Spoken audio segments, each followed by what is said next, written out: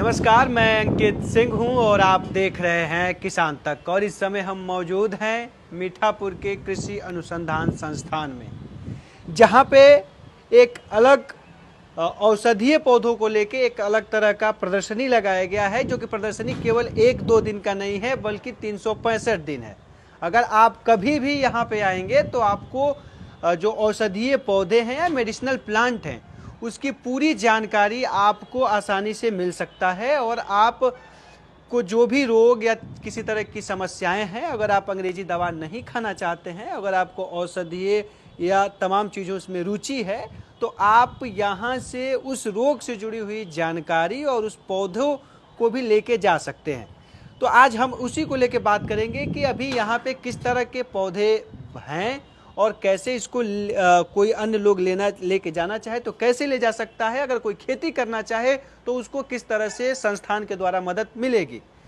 और इसको आप देख सकते हैं, जो मेरे सामने ये बगल में आप देख सकते हैं कि ये पूरा का पूरा एक तरह से हर्बल होम शोकेस नाम दिया गया है इसको। और इसको आप अपने घर में शौकिया तौर पे भी लगा सकते हैं और यूज भी कर सकते हैं, यानी कि एक कार्य से दो तरह के आप लाभ ले सकते हैं। और उसके साथ ही एक सेल्फी जोन भी बनाया गया है, जिसमें हमारा मगही पान का तस्वीर है। आई लव, आप मगही पान समझिए या ARI पटना, जो भी समझना है समझिए।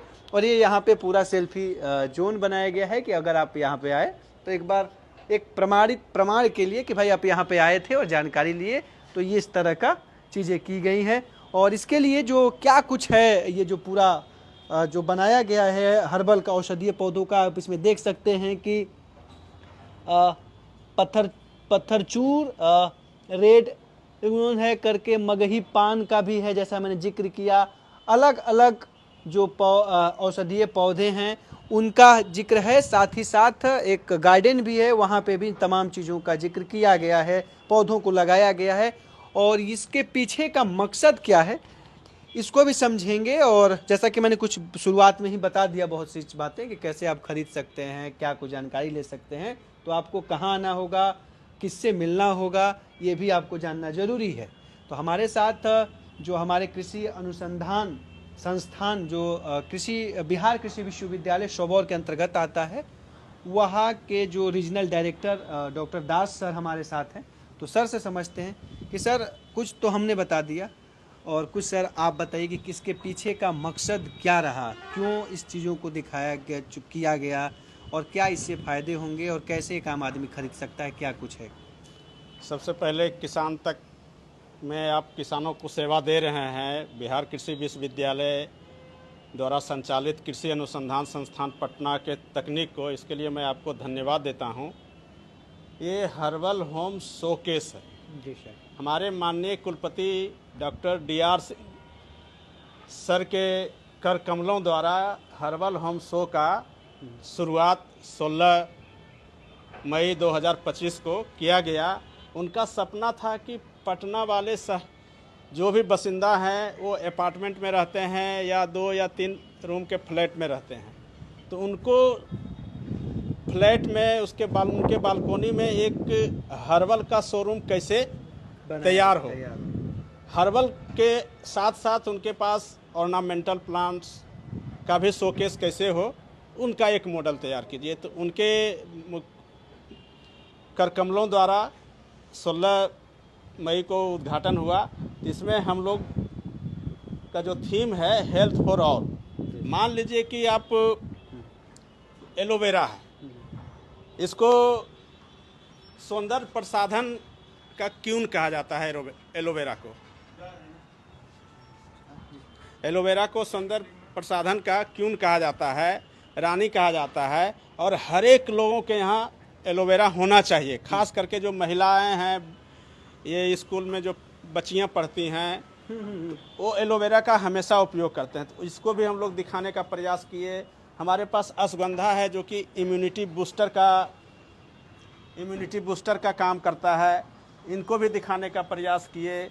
हमारे पास अजवाइन पत्ता है जो कि डाइजेस्टिव, जिनका कि डाइजेशन कमज़ोर है, उनको भी दिखाने का काम हम लोगों ने किया। और बहुत सारे ऑर्नामेंटल प्लांट्स भी हैं जो शौकिया हैं कि हमारा घर में सुगंध आते रहे, फ्लावर मुस्कुराते रहे, हमारा घर भी मुस्कुराते रहे, सजते रहे। उस ख्याल से हम लोग हर्बल होम शोकेस का। तो सर इसमें ये क्या, ये इसको धूप चाहिए या कमरे में भी ये चीजें हैं, इंडोर भी है या नहीं, आउटडोर? ये यहाँ पे जो भी आपको दिखाया गया, जो आप इंडोर में भी लगा सकते हैं। जी सर। ये यहाँ जितना भी प्रदर्शनी लगाया गया है कितने शोकेस का, है सर पौधे? इसमें आप कम से कम 40 पौधे का इसमें है। जी सर। और इसी का थोड़ा बृहद, अब जैसे किसान कहेंगे केवल हम शोकेस देख के चले आए, नहीं, आप हमारे यहाँ आएँ, ये सारे पौधे हमारे यहाँ उपलब्ध मिलेगा। हमारे यहाँ नर्सरी ब्लॉक है। इसी शोकेस को हम पौधे के रूप में उसका प्रबंधन करके किसानों को, पटना वासियों को, पटना के अगल बगल पूरे बिहार वासी भी आएंगे तो उनको भी हम लोग उपलब्ध कराते हैं, चाहे वो खेती करने के उद्देश्य से करे या फिर अपने बालकोनी में लगाने के उद्देश्य से करे, उनके सभी ऑब्जेक्टिव पूरा होंगे। सर ये तो क्या रहेगा, रेंज क्या है उनको अगर लेना हो तो? क्या इनका जो भी रेंज है, हमारा विश्वविद्यालय का दर है, सरकारी दर पर हम लोग उपलब्ध कराते हैं। अगर लार्ज स्केल पर लोग किसान खेती करना चाहते हैं तो हम लोग के पास कुछ योजनाएं हैं जिसमें हम डिमोस्ट्रेशन के तौर पर भी उनको देते हैं। उनके अगर किसान 1 एकड़, 2 एकड़, 5 एकड़ में भी करना चाहते हैं, कृषि अनुसंधान संस्थान के नियंत्रणाधीन पान अनुसंधान केंद्र इस्लामपुर है, वहाँ ऑल इंडिया लेवल का एक प्रोजेक्ट है मेडिसिनल और एरोमेटिक प्लांट का। हम तुलसी का बीज, लेमन ग्रास का सेपलिंग, मधुपर्णी का सेपलिंग भी उपलब्ध करवाते हैं, है ना।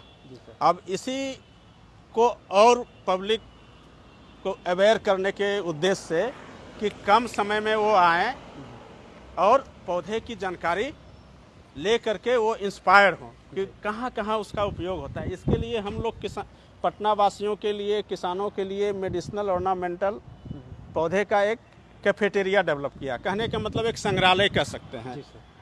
तो जिसमें हमारा लगभग यहाँ 60 प्रकार का औषधीय पौधा, सुगंधीय पौधा और ऑर्नामेंटल प्लांट लगा हो। जैसे देखिए आप, इसमें अश्वगंधा है, तो ये बोर्ड देख करके पब्लिक समझ सकते हैं कि अश्वगंधा का कौन सा भाग उपयोग होता है, यानी कि उस अश्वगंधा का जड़ उपयोग होता है, किस लिए उपयोग होता है, तो क्षय रोग, गठिया रोग, जख्म। लेकिन मोटे तौर पर कहें तो अश्वगंधा का जो जड़ है आपके इम्यूनिटी को बूस्टअप करता है, आपका प्रतिरोधक क्षमता को बढ़ाता है। जब आप प्रतिरोधक क्षमता आपका बढ़ जाएगा तो आपको कोई रोग जल्दी नहीं होगा। उसी तरह से सर्पगंधा है, सर्पगंधा का जड़ ही खाया जाता है, और खास करके जो हाई ब्लड प्रेशर वगैरह का जो शिकार हैं उसमें इसका उपयोग होता है। जिसको नींद नहीं आती है उसको ये बढ़िया नींद इनके मतलब कहने का सर सीधा सा तात्पर्य है कि अब ये जो पूरा एक तरह से एक औषधीय संग्रहालय, अगर किसी को औषधीय पौधों या मेडिसिन प्लांट से जुड़ी कोई भी जानकारी चाहिए तो वो कृषि अनुसंधान जो संस्थान पटना है यहाँ पे आएंगे तो उनको पूरी तरह की जानकारी भी मिलेगी और आगे कैसे खेती करेंगे। हमारे डॉक्टर रंजीत कुमार हैं जी सर, पहले एक लॉन के रूप में था, लेकिन इनके अथक परिश्रम से ये क्रॉप कैफेटेरिया डेवलप किया गया। इसलिए मैं का रूपरेखा बहुत बदला है मानता हूँ। और डॉक्टर रंजीत कुमार को मैं धन्यवाद देना चाहूँगा कि ये क्रॉप कैफेटेरिया निर्माण में, डेवलप करने में काफ़ी इनका सहयोग मिला है। ये हमारे हॉर्टिकल्चरिस्ट साइंटिस्ट हैं और इनके सहयोग से ही हम लोग इस बार किसानों को दुधिया मालदा आम, अच्छा, जो दिग्घा वाला है वो हम लोग उपलब्ध 1 जुलाई से करने जा रहे हैं। उस बगीचे में भी मैं आप लोग को लेके जाऊंगा। सर रंजीत सर, आपसे भी समझना चाहेंगे कि औषधीय पौधों को लेके चीज़ें हो रही हैं, बिहार में भी कई लोग कर रहे हैं, लेकिन जितना कर रहे हैं उतने ही रफ्तार से कम भी हो रहे हैं। ऐसा देखने को आपका भी सर अपना अनुभव रहा होगा, तो क्या वैसे लोगों को सलाह देंगे? क्योंकि उनका सीधा सा सवाल होता है कि प्रचार प्रसार सही ढंग से हो नहीं पा रहा है। प्रचार प्रसार होगा तो इस पर बहुत किसानों का झुकाव होगा और वो लगाएंगे और उपयोग में लाएंगे। आने वाले लंबे समय के बाद इसी सब चीज़ों का विस्तार होगा और इसी चीज़ों को लोग यूज करेंगे। सर का कहना है कि तकनीक तो हम लोग इजाद मॉडल दे दिए हैं, लेकिन किसानों तक पहुंचाने का काम हमारे न्यूज मीडिया वाले की जिम्मेदारी काफ़ी है। लोकतंत्र का जो चौथा स्तंभ है उनका काफ़ी जिम्मेदारी है कि देश दुनिया राज्य में जो भी तकनीक विश्वविद्यालय में डेवलप हो रहा है उसका प्रचार प्रसार हो और किसान यहाँ तक पहुँचे और उसका लाभ ले। लोकतंत्र के चौथे स्तंभ के तौर पे किसान तक लगातार किसानों से जुड़ी खबरें, किसानों से जागरूकता की, किसानों की जो सामाजिक स्तर है उसमें कैसे बदलाव हो, इकोनॉमिकली कैसे मजबूत हो, तमाम चीज़ों पे हम लोग लगातार खबरें दिखाते रहते हैं। लेकिन इन तमाम खबरों में कुछ ऐसे भी हम लोगों के पास जाते हैं तो उनका साफ होता है कि सर औषधीय पौधों की खेती करना चाहते हैं, तो वो कोई बोलता है कि मैं दूसरे राज्य से जानकारी लिया।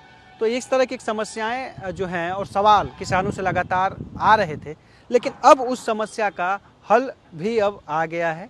आप जो कृषि अनुसंधान संस्थान पटना है, आप यहाँ पे आके आप जानकारी ले सकते हैं और क्या कुछ कैसे इसको करना है।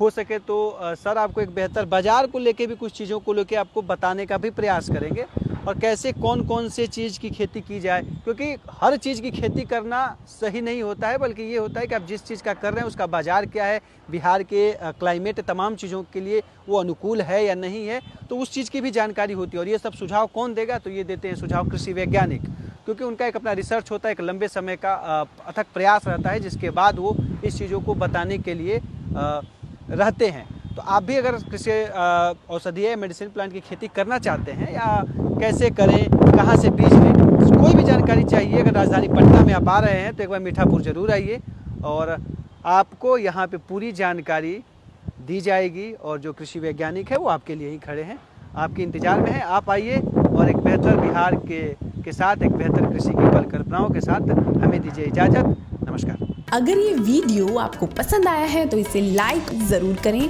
अगर चैनल अभी तक सब्सक्राइब नहीं किया है तो कर लें और नोटिफिकेशन पाने के लिए बेल आइकन भी दबा दें।